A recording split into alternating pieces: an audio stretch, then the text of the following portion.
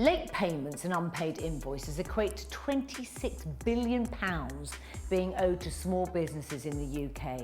So how can you ensure your clients pay on time, and what steps can be taken so those late payments and lingering invoices don't negatively affect your business? On this edition of Spotlight Sessions, I am joined by business leaders and finance experts to talk cash flow.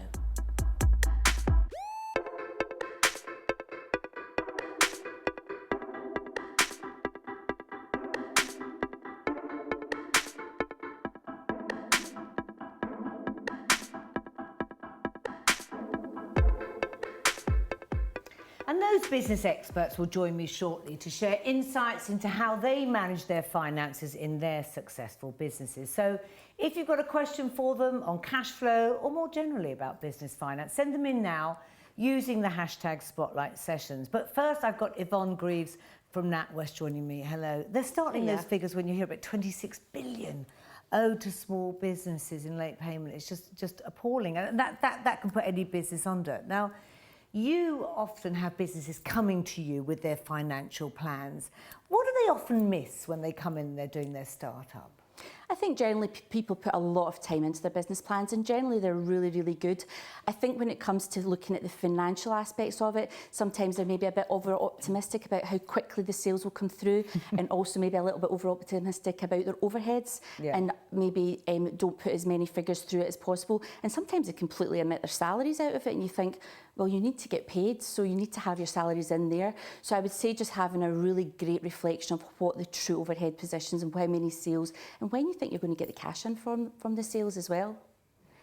And the cash flow is absolutely the blood supply of any business. And you talk about focusing on three areas, particularly that all businesses should be. One being sales, creditors and debtors, and the one that you talked about just then, overheads. So talk to me first of all about sales. I think sales, you spend a lot of time working out what your business is going to be, how you want to sell, how many sales you want. But you've also got to think about what kind of sales are those going to be. Are they going to be online sales? Are they going to be cash sales where you get the money instantaneously? Or are you going to have trade sales where it's going to take you a long time to get the money in? And the best way to generate cash within your business is to get the sales in as well. Go out there and actually sell the product and service. So products and debtors, is it you said? Creditors and debtors, talk to me on that. So creditors and debtors, you've got different types of debtors, but the main trade debtors, if you're going to go down the debtor route, you have trade debtors, and generally what that means is that you've got to wait a certain amount of time for your invoice to be paid, whether that's 30 days, 60 days, sometimes 180 days it can take. Shockingly long time, 180 days. Imagine. Particularly to a small business, is crazy. And that is legal though, isn't it? Yeah, and I think a lot of businesses have got to remember that they are allowed to negotiate. They are allowed to negotiate with their customers, they're allowed to negotiate with their suppliers, and set out good contracts from day one. Right, so the early days, get that kind of stuff done and dusted. And most people, when you're starting a new business, they feel slightly inhibited on that though, don't they, often? Because talking about payment terms, but you think just go in with confidence and know if you've done your homework and your financial planning, how long is reasonable for your business. Absolutely. They're so excited to get a customer sometimes, and you can kind of forget about the nitty-gritty of the contract. When you want to get paid, get your invoice out as well. And it's the same with creditors. You are allowed to negotiate as well with your creditors and say, can I pay a little bit longer term with you, or make payments quicker? You're allowed to negotiate. Negotiating's key. And then your final area, overheads, which is a tricky one sometimes, isn't it? So talk to me about that. I think with your overheads is you have to be realistic with your overheads. You're going to have some overheads that are fixed that you have every month, every year. Certain overheads will always be there, and then you'll have variable overheads depending on what, how successful and how many sales you have. And it's being aware of those and properly putting them into a cash flow forecast, and not kind of shutting your eyes to it and sort of sticking your head in the sand. Being aware of what the actual overheads are, and being really, really careful with your cash within the business. So what is invoice financing, and how does that benefit SMEs? Invoice finance is a phenomenal product for the right customer and for the right business. It doesn't suit everyone, and my advice is to go and speak to your bank and go and speak to your accountants and your lawyers and go and speak and to know whether you're the right type of business. Yeah, so basically what it does is with your trade debtors, it can unlock that cash within your trade debtors on day one of you creating an invoice. So you're keeping your cash flow going through, they can unlock it. But what happens if the debtors don't pay? So you've got to still pay them back invariably. Yes, you have the option. You have still got to pay them back, but sometimes you have bad debt protection policies where the banks and where the finance providers will do a bit of due diligence in the background, because it's important that you actually know who your customer is and what kind of financial stability that they have as well. To make sure that you're actually going to get paid. So bad debt can sometimes, it's like an insurance policy almost, and they can actually pay the money out. So you're a small business, let's have an example, awaiting a big payment. What are your options to ensure that you just keep going? Don't stick your head in the sand. It's not going to go away. The problem will be there tomorrow, the next day, if you do not deal with it. I would say dealing with it is getting on to people saying pay. Pay. Speak to the customer, the person who owes you the money, and ask if they can make a part payment just now. Maybe make staged payments. Speak to your creditors who you owe money to them, explain the situation and ask them if you can have a little bit longer to pay your bill. If you have a great relationship with your customers and your suppliers, then there's potentially wiggle room. A little bit of leeway. And come to your bank, speak to your financial provider. Communicate all the way through. Yeah, great relationships. Okay, so a Telegraph reader question asks, I read a lot a few years ago about the prompt payment code. What happened to that? What did happen? It's still there. Oh, is it? Basically, it's for large suppliers and large organisations have signed up to pay within 60 days, but with a view to moving it towards 30 days. I spoke to quite a lot of businesses around this, and there's still a general lack of understanding and knowledge about it. And most businesses I spoke to didn't know anything about it. So my advice is go and have a look at it. Ask if the customer or your supplier is signed up to it as well. So it's still there. So cash flow is obviously the most important thing. Everybody talks about that. It doesn't matter whether you're making profits. If your cash flow isn't working, how do you then assess that you're on target with your cash flow? You've got to do some forecasting, in my view. Okay. It's all very well to know what your profit margins are. It's all very well to know that sales are coming through, but you've actually got to know the position. And my view is the great businesses do it on a monthly, some do it on a daily basis. Well, in retail it was weekly, daily. Just checking. Are we up against it? No big surprises. Yeah, especially seasonal businesses as well. But you can go back over the last year and you can look at your forecast, and then you can forward plan your forecast. And a lot of businesses, if you get better at it the more you do it, but review. Thank you. There's some great tips there. Thanks, Yvonne, for that. And plenty more on the way with Bloom and Wild founder Aron Gelbard, A-City Law Firms, Karen Holden, and Pact CEO Luke Johnstone. And for more advice and insight into cash flow management, along with a cash flow toolkit, head to the NatWest Business Hub, where you'll also soon find our Business Hub stories, featuring peer-to-peer advice from people running a wide range of British businesses who understand exactly how crucial cash flow is. The greatest challenge I've had in this business is financial, really making sure we've always got cash flow. It's standard in our industry not to get paid for 22 to 24 months. We have to find a way to generate cash. We need to invest in machinery, people, because we've got to stay ahead of the game. As a business that exports to multiple countries and different currencies, we needed a partner that could help us process those transactions as easily as possible by implementing a real seam-free, easy process in which we could take payments and make currency conversions very simply. The biggest challenge for me has probably been taking your eye off cash flow. It's very easy to get distracted. You still have to pay bills month on month, week on week, year on year. And the minute you take your eye off cash flow, it can become a problem.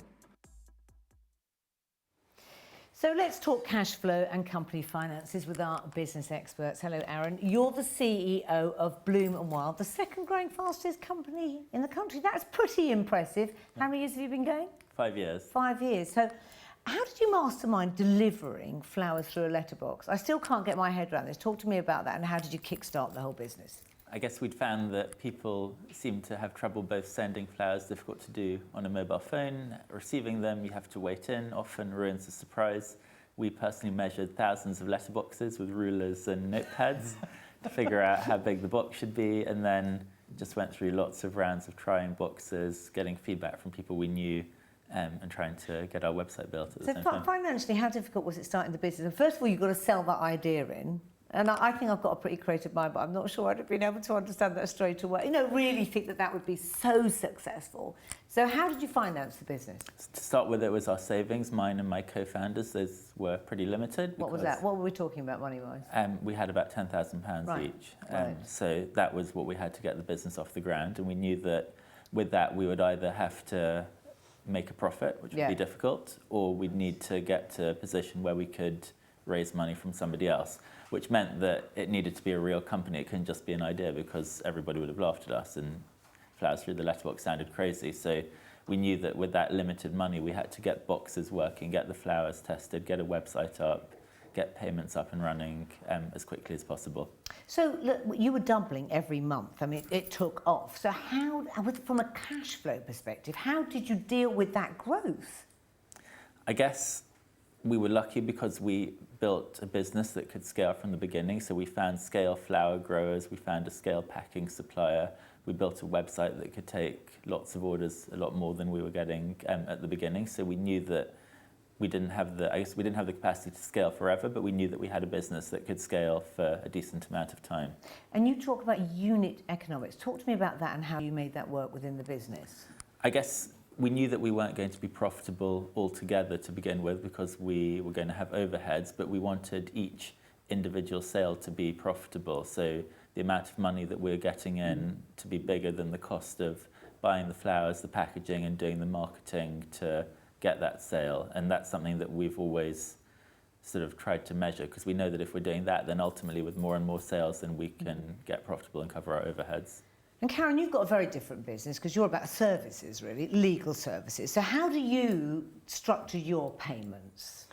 I mean, we've tried to be slightly more innovative compared to the traditional law firms. So obviously we can give an estimate for litigation, we can give a fixed fee. That doesn't sound any different. They always like an estimate. What we've tried to do going forward is say, look, you can pay 100% up front and you can get a 10% reduction. You can go on a monthly retainer. Oh, right. You can pay a bolt-on fee, which gives you an hour every month with us on whatever you need to discuss. We can say you can pay some monies up front upon investment into your business. We can take an uplifted sum so we can work for 6 months for free. So we're trying to basically go with the flexibility approach on what does the actual customer need. So if you know you're going for a round of investment, the money comes 6 months down the line. If you know you've got a 12-month plan, we do a monthly plan. Right. We're just trying to, instead of saying this is how it is, A, B and C, it's what do you need? It's real flexibility, which is so important in business today, which is highly competitive. So that's great in a service, and it sounds pretty innovative. And I think I'd go for the 100% and the discount up front. Does that work out the best, do you think? It's actually quite interesting, because for us, for Cashflow, that's fantastic, because you get your money up front, but it feels that you're offering something and they feel like they're getting a discount and they're happy with it. So it's kind of a win-win for both of us. So how would you advise SMEs, when you're advising businesses, which you do, to structure their payments? I think you have to have consistency. So when you're giving a price quotation, for example, for services or for a product, make that clear in every step of the way. So it's the quote, the invoice, the contract, the terms. Don't have numerous emails backwards and forwards, verbal contracts, handshakes. Have a contract and have it just consistent throughout. If you've got that transparency and that relationship can then blossom. There's nothing worse than when, you said that, but then you said if I paid this, you'd get that. Then you have to trawl back through the emails. As soon as you start doing that, respect and the relationship starts to break down, and then you get distracted from what you were actually hired to do in the first place. And doing it early, in the early stages, getting that all out of the way, isn't it? It's really handy. I always kind of think, get the paper, get those negotiations done, and then you can move on. It's difficult first, especially for startup and scale businesses, when you're trying to sort of save every penny for marketing and for sales. But a good accountant and a good lawyer, if they can get your cash flow through, they can get the contracts through, you can just concentrate on your relationship with the client. You don't have to be worrying then about all the payment terms. And that's all I can impress on people, just get it documented and consistent. And Luke, you're a co-founder of Pact, a startup that you started. And what does it do exactly, Pact? So we do pre-portioned frozen smoothie kits. So each is a recipe that's designed with the former England Rugby World Cup winning nutritionist. Sorry, within England? England Your Rugby. idea, was this your idea? Our idea, yeah, my idea in 2013. And so each recipe is the precise fruit, vegetables and superfood ingredients for you to create a nutritious smoothie at home in less than a minute. And you've got some fairly big clients, you know, supermarkets, but you're a very small business. Yes. An innovative small business with a big client. How do you leverage payment? And do you feel that you've got any power there? Honestly, it doesn't matter if you do. No, absolutely. Do you feel you've got power when you negotiate? So for the first 2 years of our business, we were a market stall, and then overnight we went into over 750 stores, and now we're in 1,500. 750 stores from the market stall? Literally very, very quickly, in under 6 months. So at that stage, when you go and speak to a big supermarket customer and they tell you what the payment terms are, what the contract is, we actually tried to negotiate that contract, and at that point it was either take the deal, take their terms, or try and kick up a fuss. And really at that stage you don't have the power. The bigger you grow, the more your power increases, but at the start it's relatively small. So you took it, it's worked all right, but what processes do you have in place if those terms are late? Yes, so one of the key things that we put in place first of all was an early settlement discount, whereby we spoke to certain customers and said, if you pay me upfront early... So quite similar to what Karen Very said. similar, yeah, I'll give you a very small % discount. Then we realised that because we were getting such a diverse range of customers and all of those terms were different, we wanted them under one banner, and that was invoice finance. So now 80% of our invoices are basically paid early. That's pretty effective, 80% paid early. So, Karen, what would you advise to businesses? That sounds pretty good. He sounds like he's got it, you know, down to a good system going there. Sorry, it goes back to what you're saying about the larger clients. So as you grow, you have less negotiating power. Yeah. And a lot as you grow, you have less. To be honest, because the bigger the client, so the more you grow, the bigger clients you get, the harder it becomes.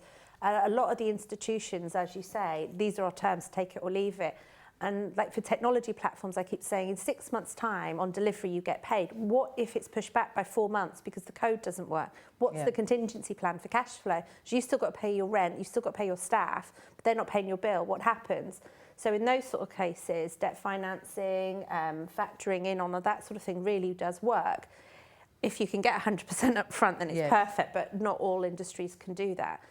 I think you just can't procrastinate as well on chasing the debts. But yeah, it's having that foresight that a lot of people don't understand, that when you get a great big client, it feels fantastic, but they're not a big client for paying out on time and regularly. The chasing the debt is an issue, isn't it? And you know, what was the stats that we heard? Something like 26 billion goes unpaid to small SME business, which is just shocking. That's huge amounts. What would you advise in terms of chasing debt? Because, you know, sometimes we're reading that it takes us a day and a half of small businesses to be chasing that. That's seriously important time that could be spent on marketing, building the brand. I think that the difficulty is we're human. We want to have that relationship and rapport with our clients. Yes. And commercially, you don't want to get in a dispute over fees. You want that longevity. So at what point do you step in and say, look, there's a contract, these are the payment terms, you've now breached that, come on, pay, without disrespecting, having a dispute and falling out of favour with them? It's a real juggling act, but it goes back to, again, having clear payment terms and not sitting on that for months on end, but saying, look, we had the payment terms, you've agreed it, we need it for cash flow, you know, pay us. And you just have to be very blunt about it. And in the nicest possible way, but strong. We've personally taken it that the fee earners, so the lawyers have the relationship with the clients, and what we've done is we've taken the fees away from them almost and put it into like a separate department, so they can be the bad guys almost chasing the debt, and the lawyers can maintain the relationship. It's not perfect, but sometimes you have to kind of give an accounts department the responsibility. And Aron, you had investment, which has obviously helped your cash flow. How did you go about that, and what part do they play? We learnt about a brilliant government scheme called Seed Enterprise Investment Scheme, which means that investors can get their money back, or a lot of their money back, in tax relief if their investment in your company doesn't work out. Oh, really? Yeah. And that's still going? Still going. So talk to me about that. So they invest, what percentage are they investing of your business? It was a few percent at the time, but it could be any percentage really. As a business, you can raise up to £150,000 through this scheme from a number of investors, and each investor gets the majority of their money back if in a tax rebate if the business fails. And if it does well, they don't pay as much tax on the money they make from having invested. So we learnt about this scheme and then I guess tried to meet people who'd made other investments through this scheme and through finding them on LinkedIn and things like that. Because I think, pitching and funding, you've had to do it and, starting from your market stall, what tips would you give? And how did you find that, first of all? So the first 2 years when we were on a market stall, I was on working tax credits from the government at the time, working 2 jobs, and we were self-funded through something called Virgin Startup. Who gave us a grant basically to carry on running the business. And then we're now at the stage now where we're trying to raise real funds to fund our new website and to grow really big, and we're doing a crowdfunding platform. Is that working well? It's 1 week in and we've raised just over 300 grand. So it's going well so far, but we want to just attract as many strategic investors. I think you probably got some strategic investment on board early. Yeah, yours was venture capitalist, wasn't it? That's right. So how did that work for you? So you're crowdfunding, Yeah. and you're yet to see. And how did the venture capitalists? How do you approach that, and how does that work for you? It's worked well. Again, we figured that it would be better to try and get an introduction. So we spent a lot of time on LinkedIn figuring out who knew people at a venture capital firm rather than just sort of showing up cold, and tried to find venture capital firms that had invested in other somewhat similar businesses in the past. So in our case, other e-commerce brands. And I think that meant that they understood our business better, and we felt that we'd be able to learn from them and they'd be able to help us as we were growing. Yeah, and I think a lot of what we're talking about here is relationships, isn't it? That's central to this, to business, and trust at the heart of it. This chasing of finances seems to be the problem time and time again. I mean, 1.2 days a month of people chasing. How do you do it within your business? So and how much time do you spend on it? At least that. And what's crazy is proportionally for us as a small business, that's so much more of an impact, those 1.2 days, than a big company. So we do exactly what Karen mentioned, which is having a separate person assigned for the chasing. So I have my relationship with the buyers and the sales relationship, and we tend to have a separate person that deals with chasing the invoices, because... I wonder if you could do a sort of price. If you're a management consultant, you were, weren't you? You'd know what a daily rate would be. And right, so imagine if you just even quartered that and said, that's the time it's going to take, so therefore we are able to add that on the bill. I'm not sure that would go down too well, but we need to think like that, don't we? So let me ask you, what one tip would you give? I'm going to start with you, Karen, to any businesses, that really, when it comes to their cash flow management? Don't sit and bury your head in the sand, as Yvonne said earlier on the show. It's very clear in your contract, if you have one, which is the first thing you should have, what your payment terms on. If you sit on that for months and months and months, the customer gets used to it. Yeah. The customer just knows that you're not going to chase for that serious time.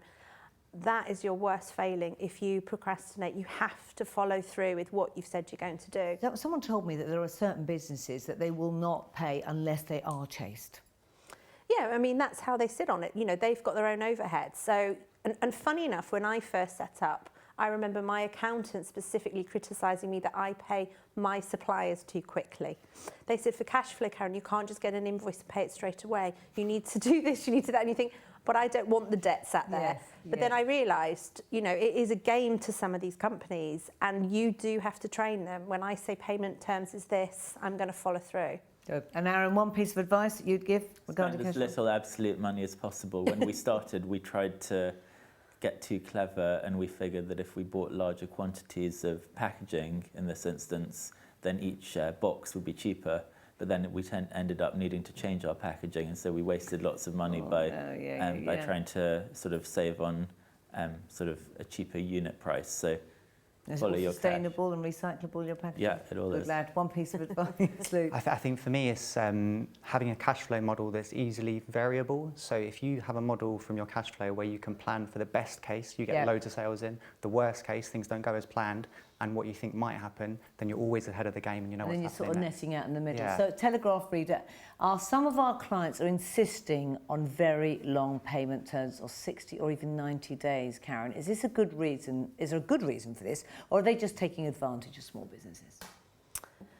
It goes back to everybody's got their own overheads, but everything's negotiable. So if you can't sustain your business, you have to hit back and negotiate.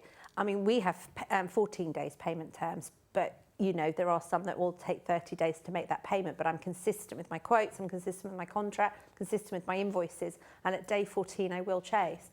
It depends on what you can sustain. Don't enter into a contract with 180 days or 90-day payment terms if you can't cope with it. Thank and you. people will. I When know. you are excited about setting up your business, you will. So just before that big deal's done, breathe in and think of the implications on And have a finance. contingency plan, because they will never pay on day dot.